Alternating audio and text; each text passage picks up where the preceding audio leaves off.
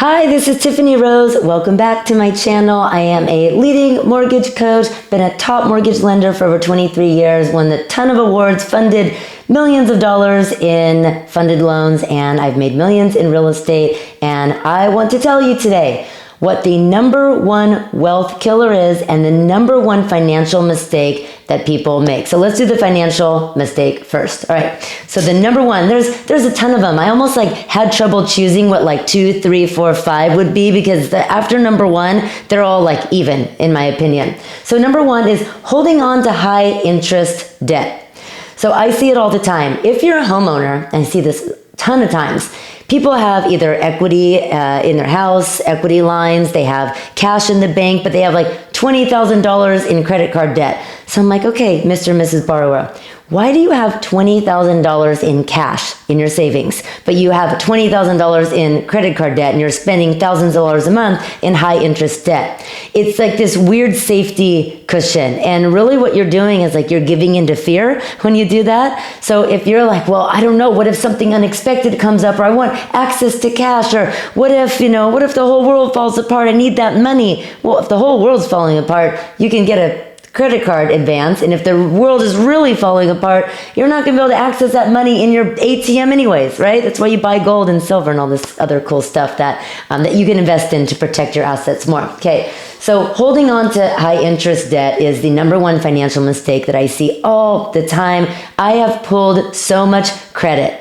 And I can tell a lot about somebody just in the first 5 seconds of reading their credit report. There's a reason why that credit score is so utterly important. It tells you how you manage your money, what you spend on. Is your Victoria's Secret maxed out? I mean, nothing wrong with that, I guess. Victoria's Secret maxed out? Do you have all these cars? Did you repo a car? Do you have collections? Do you buy things and then not follow through with your commitment and it ends up being a charge-off? And by the way, a charge-off doesn't mean that you don't owe it ever again. Charge-off means that they took it off the books. The company that you screwed over didn't pay, or they screwed you over, or whatever. But it doesn't mean that it doesn't sit on your credit. Now, if it's sitting there, you actually usually, if it's pretty old, you can call and negotiate it down for cents on the dollar. But that's a side note, okay? So there's a reason why I can tell when I run someone's credit, judging by how much credit cards they have, how they spend their money.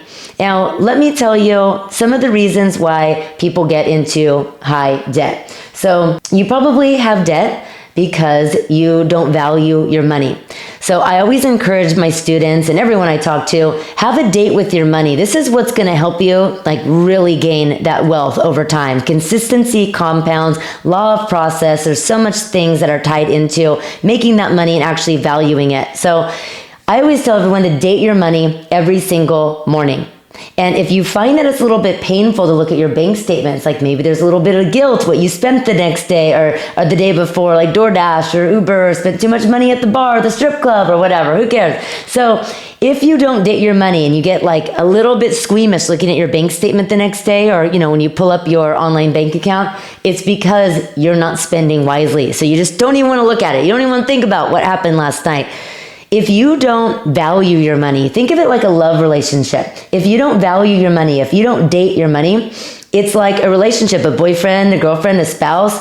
It will leave you. If you don't respect it, date it, care for it, nurture it, it will find ways to leave you, just like a love relationship will. Now, this is different from being a miser. I mean, my grandma, rest in peace, grandma, but my grandma, if she could have taken her money with her when she passed away, she would have done it. So then you have my mom's mom, my other side grandparents that were so giving and loving, and they passed away with more money than my other grandma that would have taken it with her. So we're not talking about being a miser. That's for another day, another training. But what we're talking about is true wealth comes from paying attention to your money.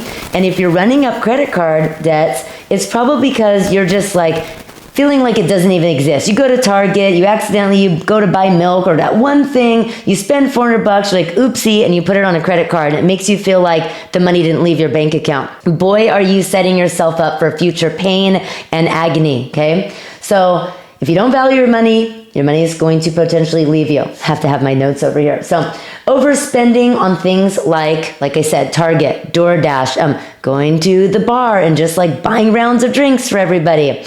There's so much more that ties into why you're building up credit card debt, but again, it is the number one financial mistake, is carrying high interest debts. But there's a number of reasons why you're actually building up that credit card time and time again.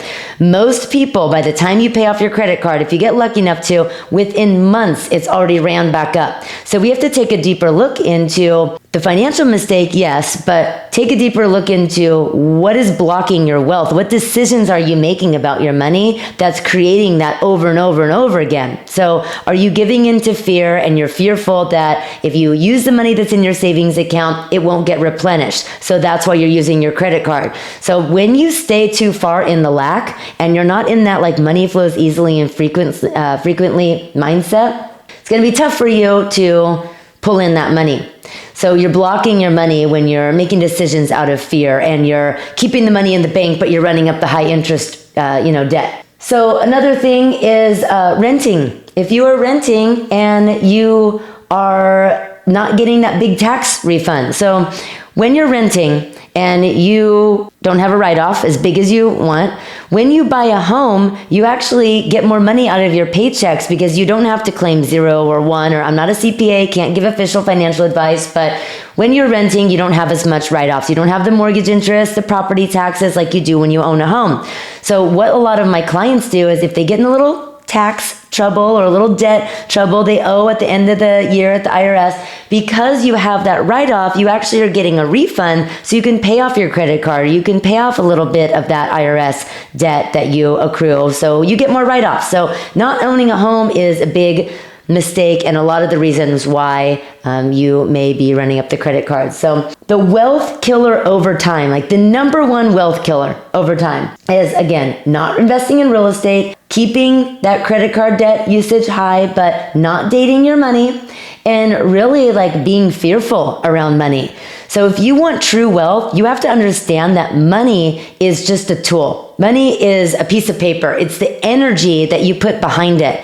So I truly believe that if you're a crappy person without money, you're going to be even crappier with money. If you're a great person without the money, you're going to be able to make so much positive impact with the money when you get it. So that's how you build true wealth, is like respecting your money and putting love behind it, like that law of contribution. Giving money, it comes back to you 10x, right? So if you're giving to the right people and the right charities, helping out neighbors and friends when they need it, you're not giving it to your crappy boyfriend or something that's just take from you, okay? That's not being wealth conscious. So, and consciousness about money is really just like how you think, feel, and believe. That's consciousness. So if you have subconscious behaviors about money, fear around money, then you will keep running up your debt. You'll keep making these mistakes, and you're absolutely blocking your wealth. So I hope this was helpful for you. Respect your money, date your money, get rid of that high debt, and I have more tips. So follow me and subscribe and hit the bell notification so you get all the tips and tricks on money, because not only am I a mortgage coach and a top mortgage lender for all of those years, real estate investor, and I tell you this stuff because I've done the thing that I'm asking you to do. So not only am I all of that, but I also love talking about money, because money makes the world go round. Money is a tool, but if you don't put the right gas behind that tool, it's going to go away faster than you can blink. So hope you enjoyed this, and I'll see you on the next one.